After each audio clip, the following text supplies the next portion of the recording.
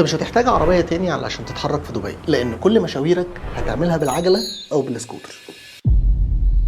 دبي دلوقتي بتعمل مشروع اسمه ذا لوب، وده طريق مكيف طوله 93 كيلو متر بيمر على اغلب المناطق الحيويه في المدينه، وده معمول مخصوص علشان يساعد السكان انهم يتحركوا بالعجل او بالسكوتر في مشاويرهم الاساسيه، يعني رايحين الشغل، الاطفال رايحين المدارس. فانت هنا مش مضطر انك تتحرك بالعربيه في الزحمه طول الوقت، خصوصا لو المسافه قريبه.